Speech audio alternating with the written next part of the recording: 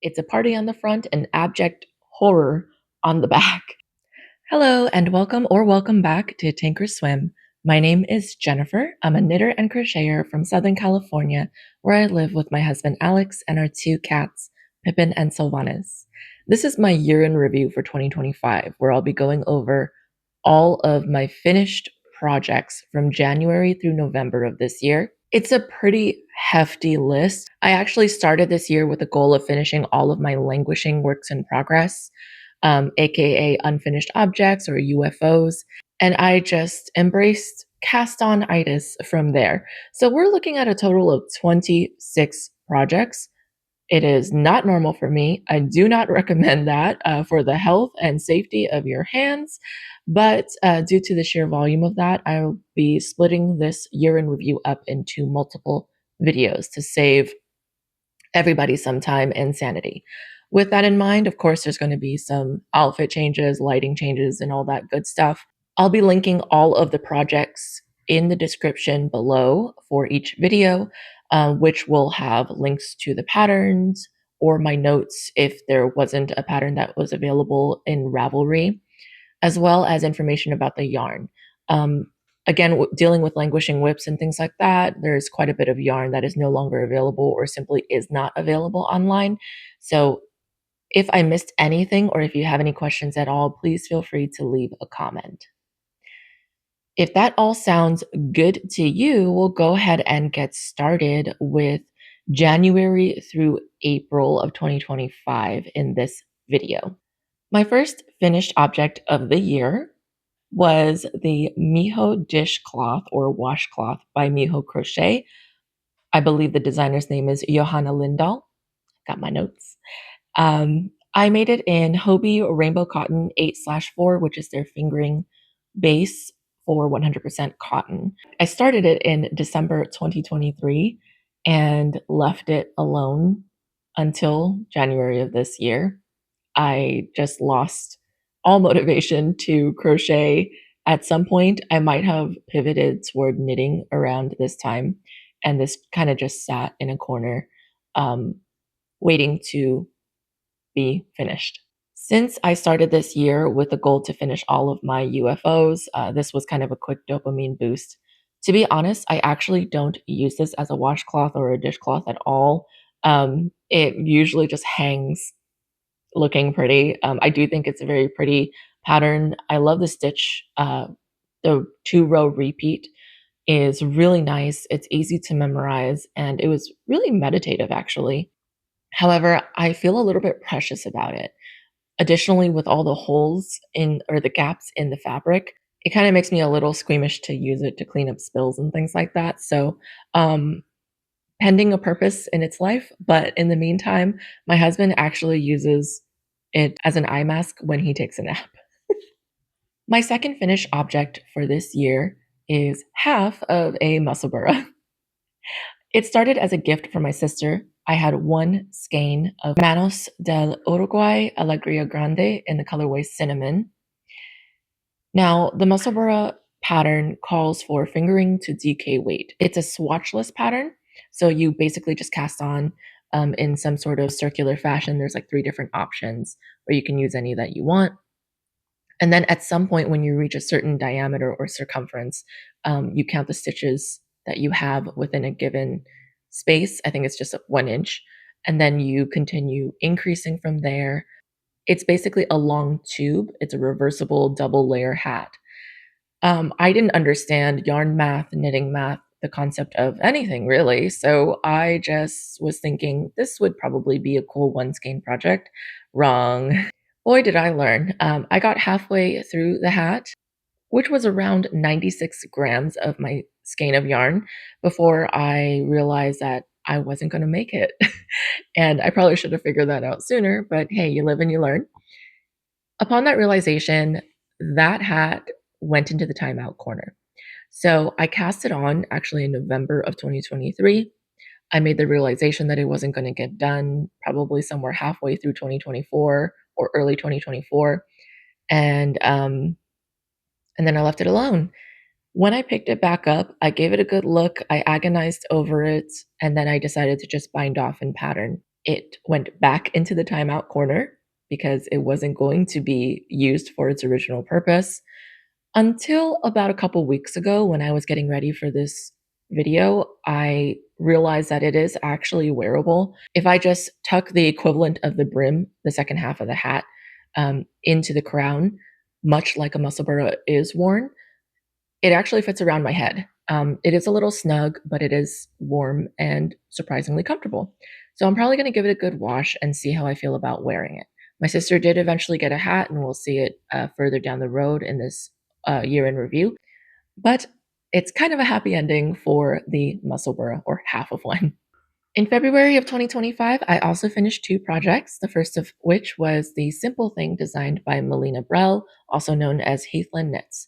This is a free pattern, and at the time, I once again had a single skein of yarn. This is going to be a pattern for me, just FYI, spoiler alert.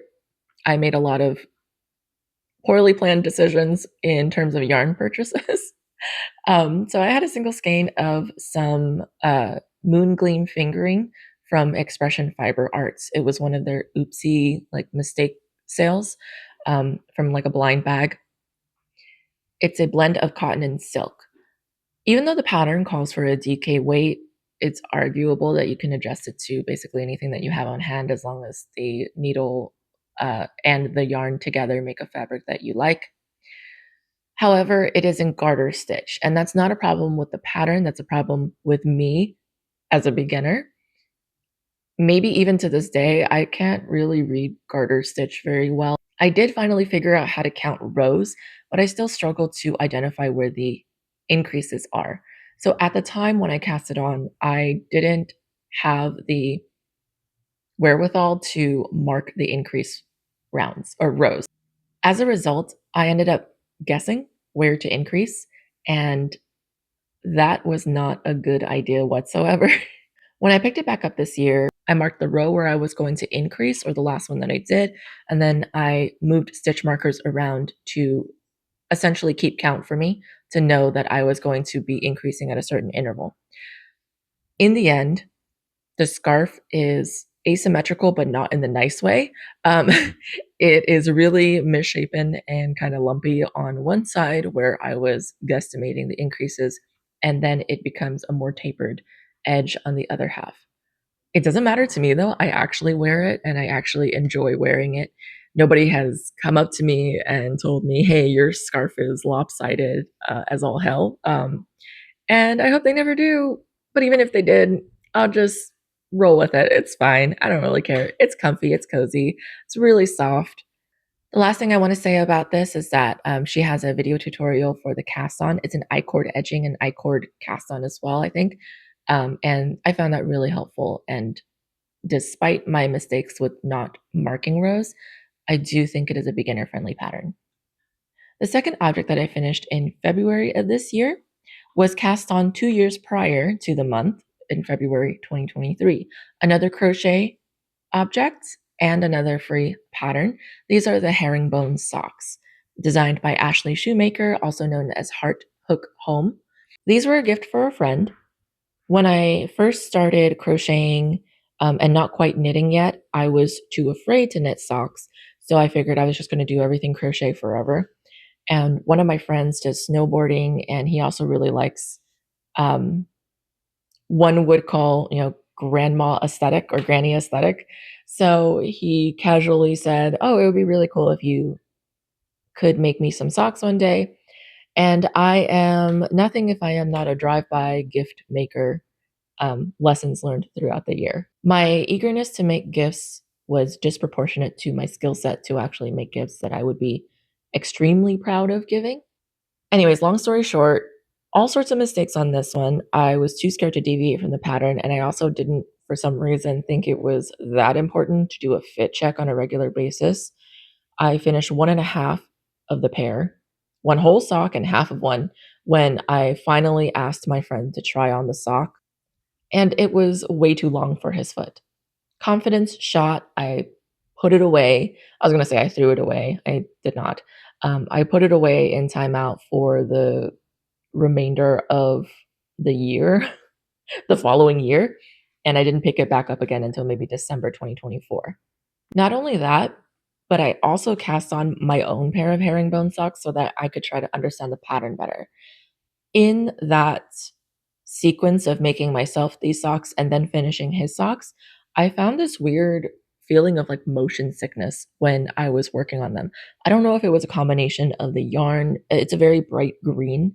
I'm sorry, I didn't even mention the yarn. It's Ba Yarn La Jolla in the colorway Green Come True. And I use a total of 94 grams. Crochet does tend to eat up yarn a lot more per object compared to knitting. But yeah, I don't recall if it was like the color or the stitch pattern itself because it requires quite a bit of movement within the same stitch compared to some other crochet stitches. Um, and the stitch that I'm talking about is herringbone. So it's like it's a modified like half double crochet. So yeah, I ended up getting a little bit of motion sickness and that was very strange, but I powered through, I finished it, and I would not make this pattern again purely because of the motion sickness factor. Um, but it did make a really cool looking sock. Like I really liked the pattern when I saw it and when I was working on it at first. It was just the physical limitation for me. In March of this year, I finished 3 total projects, the first of which was a new cast on. This was the Summer Secret Crop by Jessie Mae Designs. I made it in K&L fibers. I don't actually know the base name, and they're not available or they're not listed in Ravelry, but it's their 100% cotton fingering base.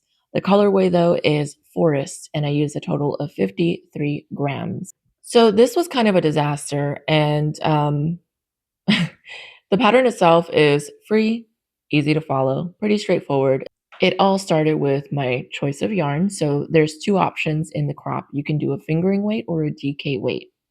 The fingering weight is done with a larger needle size than the DK weight, and it gives it a more open and airy fabric, whereas the DK weight would create a more solid piece. For my own comfort and style preference, I probably would have done better with a DK weight, either by holding the fingering weight double or by choosing a different yarn. But for some reason, as I'm always in the market for tank tops and t-shirts living in a warm climate, I decided to just roll with it. And if it was too see-through, I would just figure it out by a tube top or something. That didn't work out. Anywho, I gauge swatched. I wasn't 100% sure about the fabric that I got. I saw how open and airy it was, but I moved ahead with it. Did the pattern, finished it, no major issues. And when it came time to actually wear it, I didn't like it. It was too open, too see-through, too cropped, too everything for my taste, which is a whole lot of, it says more about me than the pattern. I would actually make the pattern again, and this time around, um, I would make a lot of modifications for my preference. Also, to add insult to injury, I somehow ended up throwing the tank top in the wash, which theoretically I guess would be fine, except because of the netting like texture. I think it got really tugged and pulled in the spin cycle or whatever happened. And now it's a party on the front and abject horror on the back.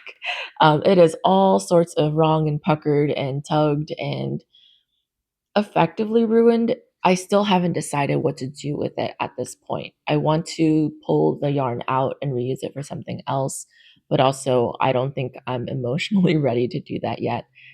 This year saw a lot of me ripping out old projects or projects that I had completed in the past and just hadn't been happy with. So uh, that's been a real bummer. I think I don't know if anybody can relate, but if you end up pulling out a lot of your projects, you start to wonder, like, is this really for me? But yeah, I will take it at minimum a bunch of lessons learned. The next object that I finished in March of this year was also cast on in 2023 as a year-long mystery crochet along. The pattern name is Multivalence, and it's designed by Janica York Carter for Expression Fiber Arts. As a year-long mystery crochet along, one clue dropped every single month. So there was already an expectation that this would take at minimum 1 year. I decided to purchase all of the yarn that they called for, but with a different color scheme because I didn't necessarily like the first 3 colors that they called for altogether. I wanted a little bit more of a moody, autumnal, maybe, color scheme, so I ended up choosing my own. I still honored the base for the most part. The yarn it calls for is Mirage Sport, which is a blend of merino, camel, cashmere, and silk, I believe. I also had an oopsie skein of Luster Sport, which is a blend of merino and lyocell, if I'm not mistaken. And I decided to use some of that as well. For the first 7 months or so, through July or mid August of 2023, I was on it. I was on time. I was following the pattern, enjoying it. Each clue was fun to discover and try out and see how the blanket or schlanket was coming together. If you're not familiar with the term, a schlanket is a cross between a shawl and blanket. And that was like the major clue for the mystery, like what we were actually making. It was categorized as a schlanket. However, I lost steam in August, and this might have been around the time that I picked up knitting again as well. So I think I pivoted focus. I finally picked it up and finished it. And I now also have a lot of fond memories of watching Supernatural for the first time as I was doing the final maybe 3 or 4 clues. Um, One more thing I want to say is again, this is a reflection on me and my preferences for projects, and it was a big lesson and quite an expensive lesson learned that I may not actually like mystery make-alongs. I do like to see the product that I'm getting, especially if there's going to be a lot of colors involved. I want to be able to plan in some measure ahead of time. And I say that because um, I was under the impression, for whatever reason, I made up my own expectation that all of the colors that are going to be introduced in each clue would be essentially stacked one after another. I wasn't expecting that previous colors from previous clues would be used in later clues. So, with that in mind, with the main guideline of choosing yarns that had high contrast with one another, I had chosen a coppery pink color to go with this beautiful teal. Um, but what I didn't expect was that the very first color used, which was maple, like this nice red, would be sandwiched between this coppery pink. I do not like those 2 colors next to each other. It's not enough contrast for my, taste, as well as they're just too close together in the color family. I still actually like the whole blanket, but nobody loves that blanket more than my cats. I have jokingly called it the world's most expensive cat blanket. I'm sure there are legit cat blankets that are way more costly, but, at least that's the most expensive cat blanket that I will ever have on hand. The final item that I finished in March was another brand new cast on and a completely new thing for me that really launched this new era of my knitting uh, projects. It's the Hermione's Everyday Socks designed by Erica Loder, also known as Dreams in Fiber. I started them in February 2025. It took me about a month or so to finish.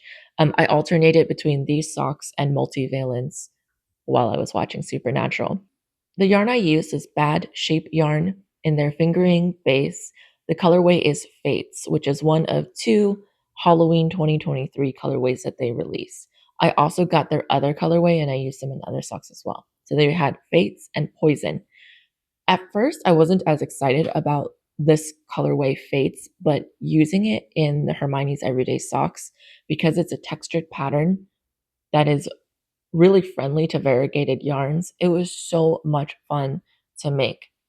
I did find the leg of the socks rather tedious because as my first knit socks and experiencing how much longer it takes to knit things versus crochet things, and on top of that, just wanting, like, my first milestone of knitted socks to be done, it was kind of a slog at some point, especially going through the leg. Normally, all of my store-bought socks are ankle socks, no-show socks, skimmers, whatever you wanna call them, and they're all athletic socks. So, this was a new territory for me. However, I love these socks. They do fit well, and I am so relieved that they do because my first crochet socks were not that great. I would not have made it through the entire sock pattern though without the video tutorials provided by Pearl Together. I believe this person hosted a knit along for Hermione's everyday socks, and she provided video tutorials every step of the way. So I followed her videos, and they helped me so much with understanding the construction and purpose of each part. In total, I used 67 grams of this sock yarn. Moving on to April 2025, I finished another 3 projects, beginning with Apollo's Acknowledgment. This is another crochet project. It is a paid pattern. I affectionately call mine Apollo's Sunset because of the yarn that I chose. The designer is Mark Roseboom, also known as the guy with the hook. I cast it on also in January 2023, around the same time that I cast on Multivalence, and I finished it over 2 years later. The yarn I picked was Hobie Cotton Kings Sultan Deluxe in the colorway Baltic Amber. It's got this beautiful, depending on which end you pull, it goes from a golden sunny yellow to a dark charcoal gray or vice versa. In total, I used 165 grams out of the 250-gram cake that it comes in. And I think the ending effect is this gorgeous sunsetty look. There are pictures in the pattern for every single step. There's like no guessing, and I'm so glad I was able to make sure that I was actually doing the thing that I was supposed to be doing and verifying it with pictures along the way. So there were no problems that I had that I couldn't really figure out.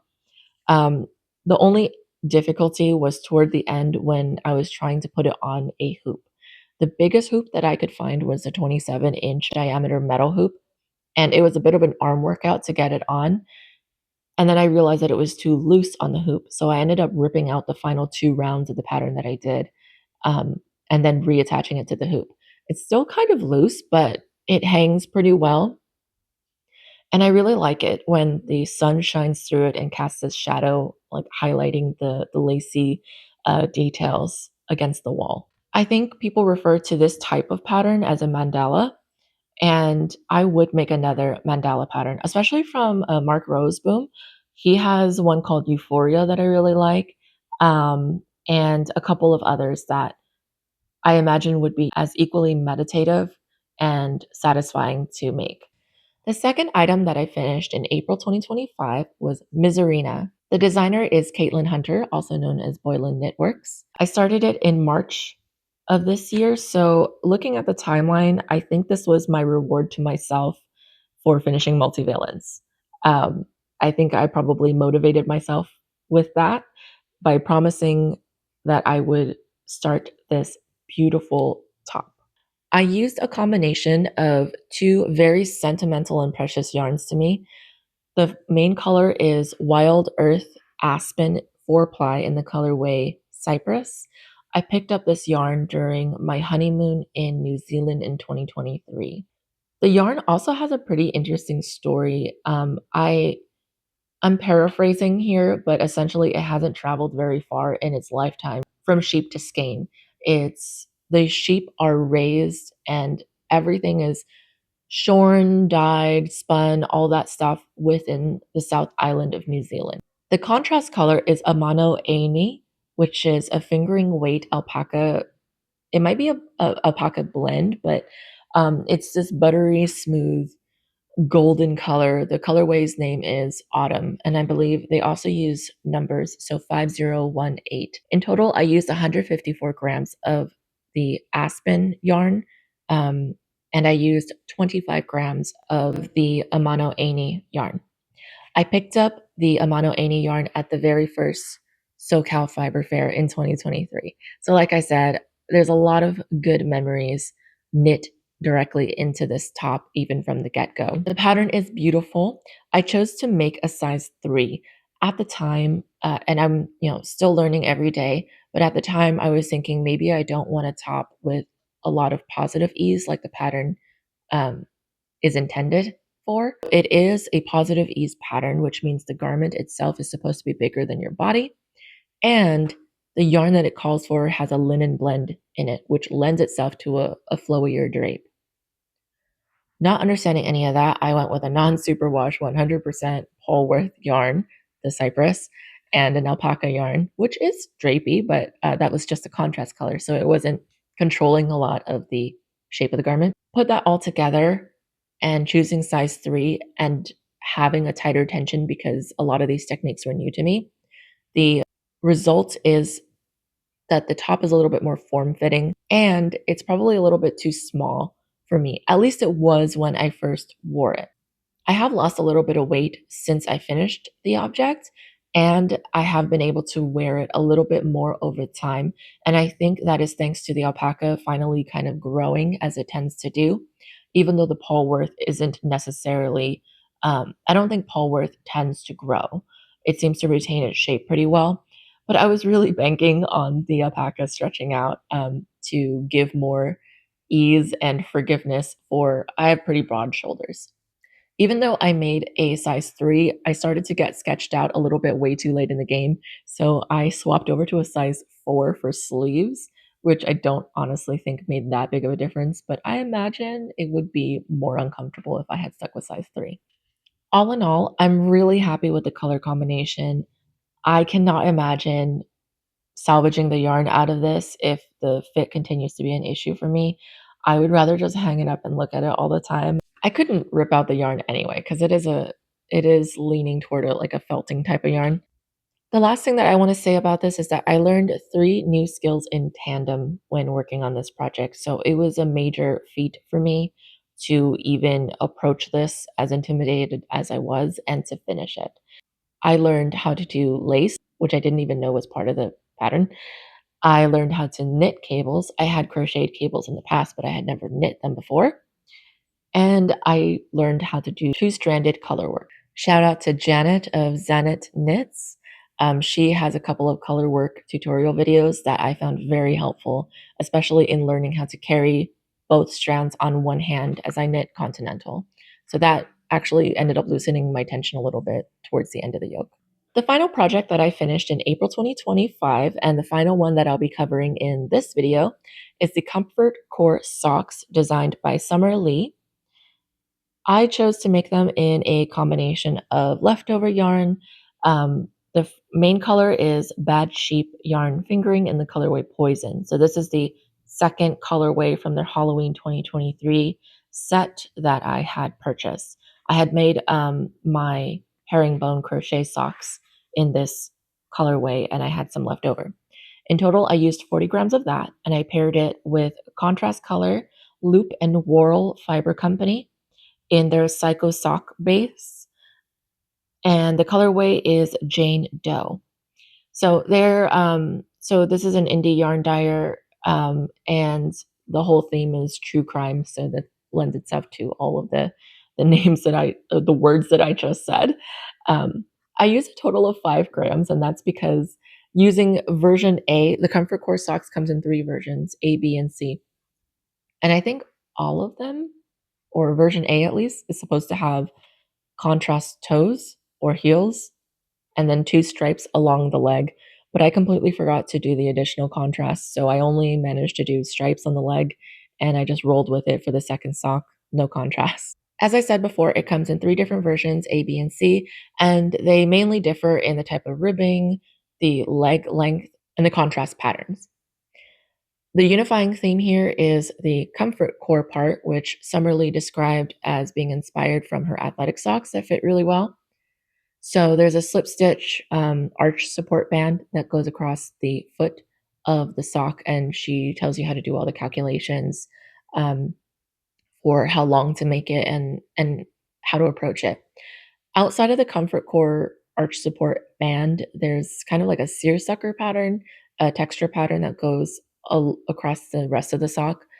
I thought it looked really weird at first, kind of like an hourglass shape, because the texture pattern where it meets the arch support pattern begins to pucker and then cinch because of the difference in tension and texture. Maybe it's a me thing, but I thought the socks looked really silly. On the foot, though, they look fine. All right, that concludes part 1 of my year in review for 2025. In the next video, I'll be covering all the projects that I finished in May, June, and July. If I happen to miss anything, or if you have any questions, or if you want to correct my pronunciation on anything, feel free to leave a comment below. And if you're interested in watching part 2 or any of my future videos, feel free to subscribe. I appreciate the time that you spent with me today, and I hope all your projects are going well. Take care.